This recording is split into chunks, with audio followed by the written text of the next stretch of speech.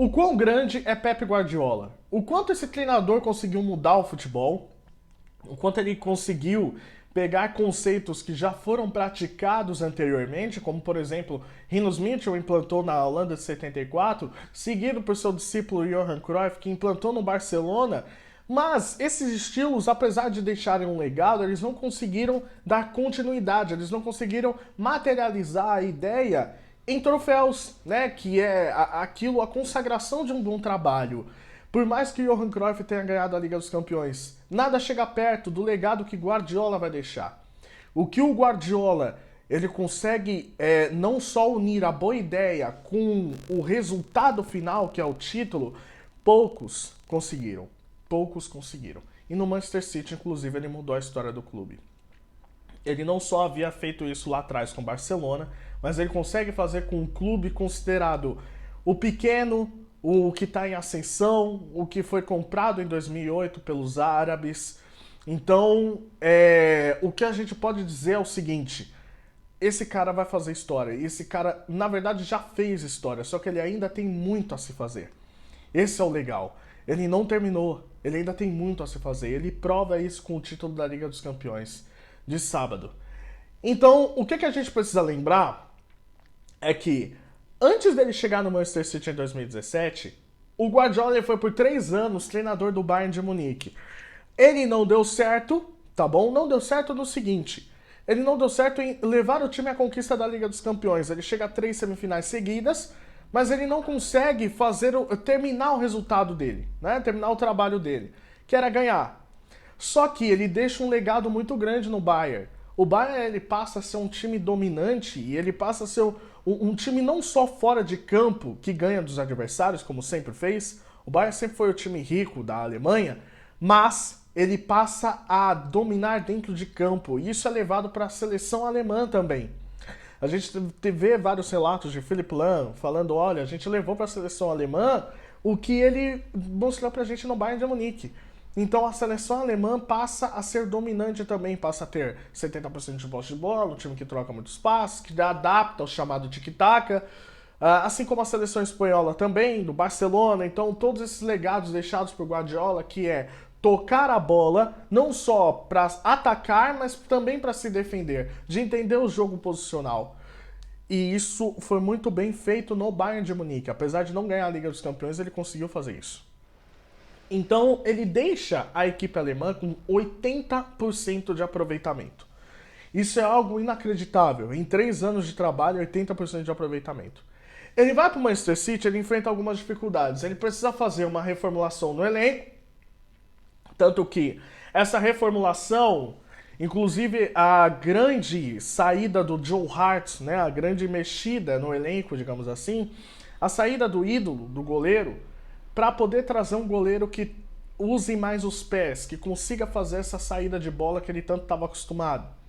Então ele passa a trazer o Cláudio Bravo, que não deu certo, logo em seguida ele traz o Ederson.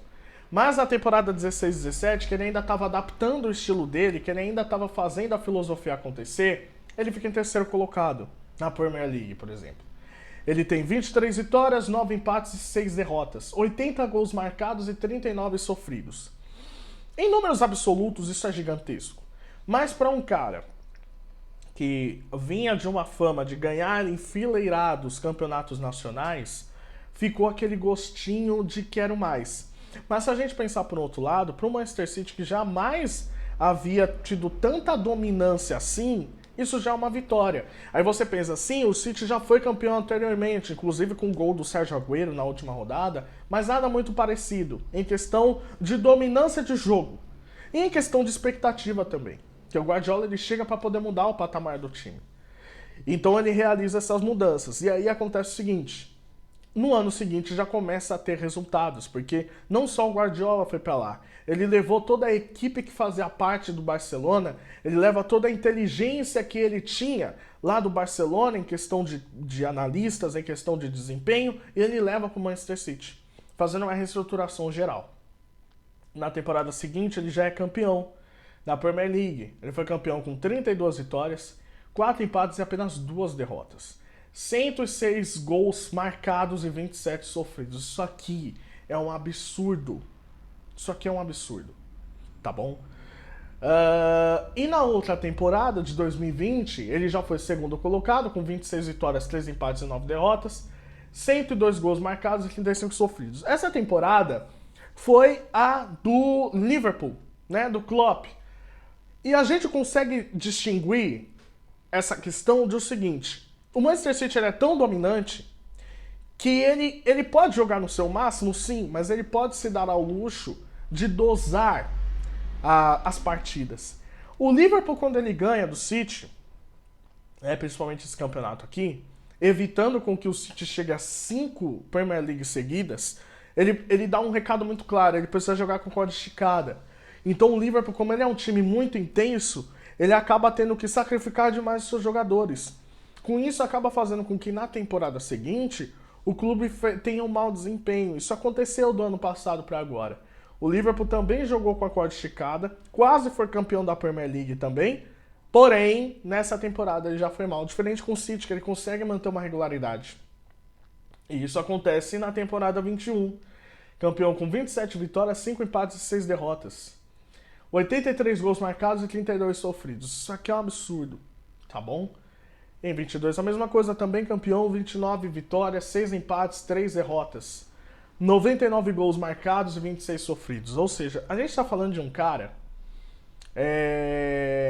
que não só traz resultados em números, ele traz resultado em mudança de patamar, ele traz resultado em idolatria.